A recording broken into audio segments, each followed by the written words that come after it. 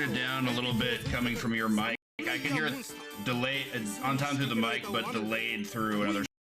I think that'll work. I hope. Okay, we're back up. Okay, there we go. All right, we're on. Hello, everyone. This is Rock617. We've been doing some comms for Ninja Hayate by our friend DBcade. Appreciate y'all being patient. DBcade, how are you? I'm good. How are you doing? Thank you for being here and doing this with me. This is a very special run that I was actually saving for the 1cc event that you were holding. So I'm super glad to be showing this off, but I'm going to be real. I'm very nervous because it's a lot. Ninja Hayate is a tough game. It has some very strict inputs, especially when you reach the end point. Yeah, so it's understandable. It's one of those. Yeah, the end point. Yeah, it's really bad. There's also certain patterns you can get on that it's kind of overwhelming because the enemies just come one after another. Hopefully we don't get that section, but we might. I don't know. This game has a variation of about 18 different patterns, I want to say, but it was harder to learn than the partner game to this, which was Time Gal. I have a really big spot in my heart for Time Gal, but this game took a little bit more to learn just because there's probably triple the amount of inputs.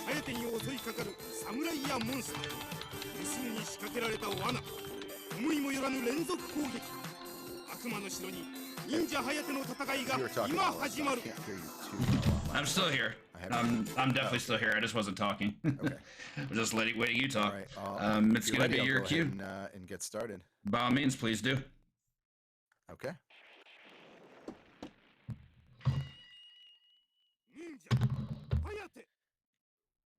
All right. Time is going to start on 3, 2, 1. Ninja Hayate. Go. All right, so this first little section here, we just kind of sneak in, and the patterns actually start now. And it looks like we're gonna have the Medusa head up first, or I guess it's a Gorgon. Someone told me it's a Gorgon. I'm still a little confused about the difference because I think they call her Medusa. Fairly simple room, as I recall. Yeah, just jumping up twice here and going for the attack. Yeah, Hayate is pretty generous when it gives you like the inputs that you can utilize. It's a really good learning game.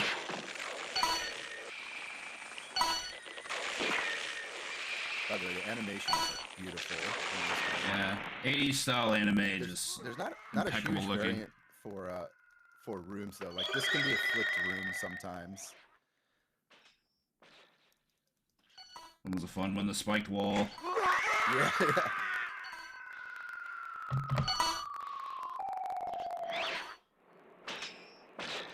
Don't you love how he goes from being like a Chad to a goofball in like a matter of seconds? It's bravado. That's how it was. And we out. Run along.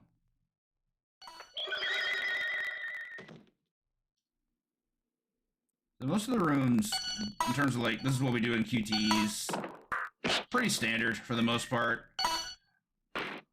If you've ever played any other Laserdisc game, the aforementioned Time Gal, Dragon's Lair, Space Ace, this has lots of layers. I love the animation. It's just 5 ninjas just running down the hall at you. It's classic.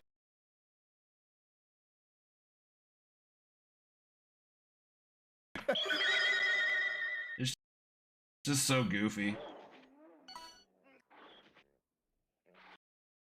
Forked path.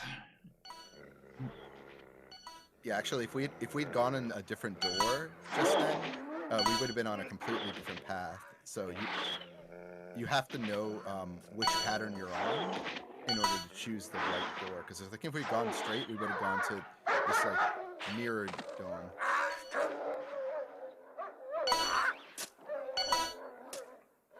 Should be down. Up.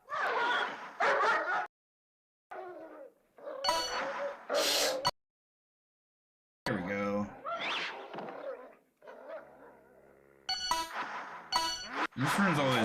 This room's something. You don't really engage in too much combat with these wolves. You're just dodging them for the most part. Like, yeah, you kick one away from you, but like you need your sword back. You gotta do what you gotta do, so.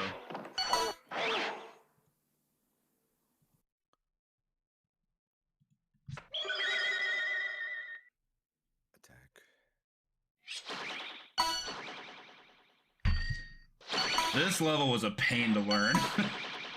I think this might legit be one of the hardest levels in like the mid game. It's a very tricky one. Like, I remember there being a lot of inputs that really didn't seem intuitive. Like, they look like you're supposed to be doing what you're not doing. But it's cool. It's a cool sequence. Flying ninjas chasing you through trees. Like, it looks amazing.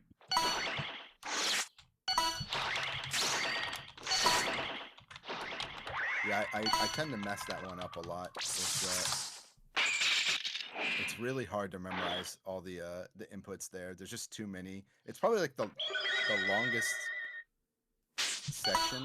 For like it's the shortest section. Oh, that's no miss. My bad. Spoiler. Yeah, the graveyard is one of the tougher rooms. There's a lot of inputs, and a lot of them are really strict. Like, diagonal inputs are just gross. Especially for a game like this.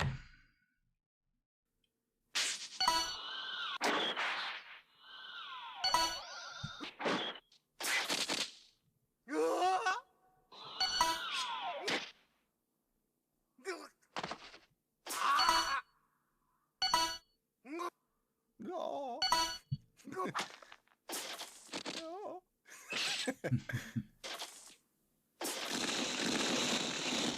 Such cool artwork. Love the skeleton samurais. Like straight out of a He-Man cartoon or something.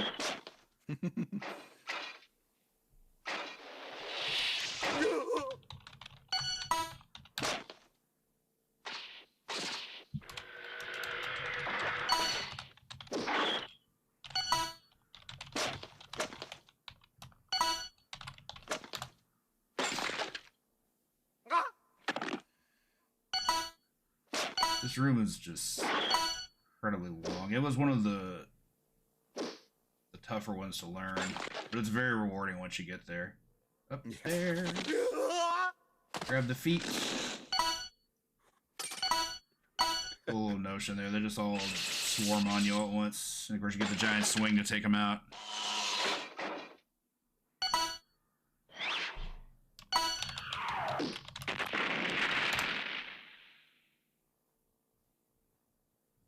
This segment there. Yeah, this input is gross. The conveyor belts. This one's... What? This level's is something, that's for sure. Yeah, this is the end section of the game. It's no matter what run you do, like what pattern you get, you always get this section. Yeah. So the thing I'd forgotten about until just now is prior to the end rush of levels, you have, I can't remember if it's somewhere between 3 to 4 different levels per segment, but the levels you get are randomized. You don't actually have to play them all. There is a mode that you can play all the levels, but for traditional arcade playthrough, you only get what's randomized. Which makes speedrunning it interesting, because you basically have to keep resetting until you get the perfect level rollout. And then you still have to execute it. Yeah, I agree. This room is definitely something. This one I had to memorize or else I wasn't going to beat it. Like, I was not in the vein of being able to time out all my inputs. Good stuff, though. DBcade just making it look easy. don't go left. that's it. Yeah,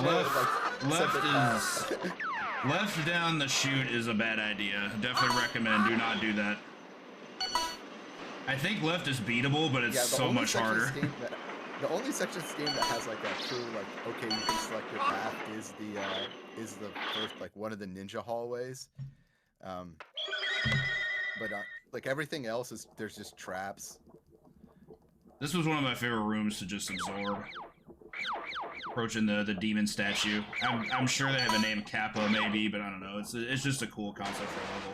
Got ninjas just chasing you down the bridge. For those that haven't done a QTE, as you can see on screen, every time an input is required, in this instance, the game tells you what to do. Not every QTE game has this, but Hayate has it as a feature.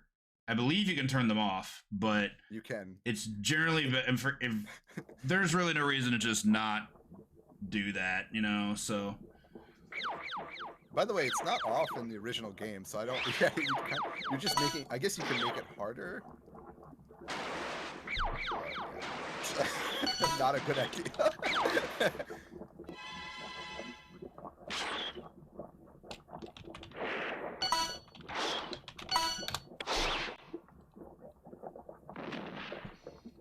We just gotta wield the 6-arm statue.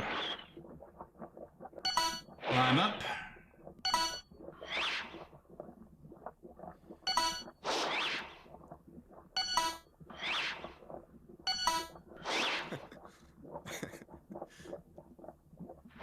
Into the bath. Of course, you have to escape yourself. Good stuff. Got the extend. Nice. Still in 1cc pace. And on to our last stage. Here we confront our final boss, who is quite the character. Has our beloved. Decides to choke her out before taking you on. It's a pretty long last stage. There was, I think this is the point in the game where I just realized, okay, I just need to memorize everything before I continue. Not very big windows for these inputs, but if you've done it enough times, it's not too bad. For beginners, yeah, I recommend at least trying to memorize.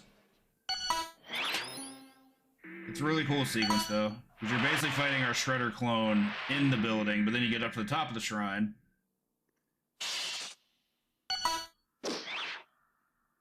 And then... nice smoke bomb. This happens. Suddenly, Hydra. A little hard for Ninja to contend with that, but you get some glide time. That part's always cool.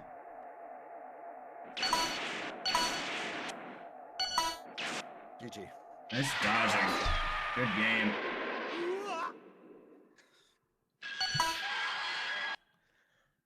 Woo. That's gonna be it. Absolutely. Thanks. Good job. That's the 1cc. We're gonna play some Time Crisis 2. 2 seconds overestimate is still underestimate as far as I'm concerned. You also got this dope ending theme too. Yeah, I was a little overestimated because I made a mistake on the graveyard stage. It wasn't no miss, but for a 1cc, I feel really good about that. Like, yeah, that was a good run. Major things, and we got a pretty decent pattern. Like once I realized which pattern we were on. For sure. There's the nice thing about this this collection is that you can actually play the Laserdisc version, which is just everything, including you play the same stage because you just play it mirrored. But yeah, this is kind of like my ultimate challenge for this event because I really want to show off Ninja Hayate this year, but I wanted to make sure that I can do 1cc. Hayate! And there's no, like with Time Gal, there's more of the downtime to talk and rant about the game. Yeah, like you mentioned, the animations are just gorgeous.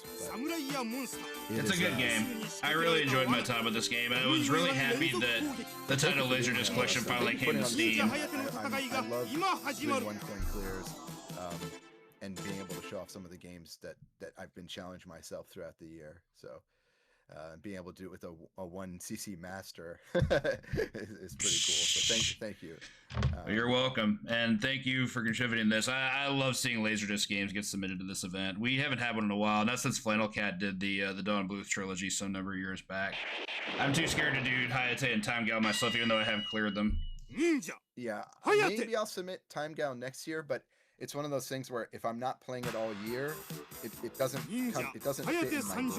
So I'll get it ready for next year's rotation. Heck yeah. All right, well, thank you again, DBcade. That'll be us. Thank you, everyone. Absolutely. Absolutely. All right, thank you so much. Thank you so much. I'm gonna go ahead and hop out of here so I can move over to some Darius Guide. And thank you so much again, Cade. Hey, thanks, and thanks for the extra time. Sorry for the delay on my side. I Sure appreciate thing. it a Thank lot. you.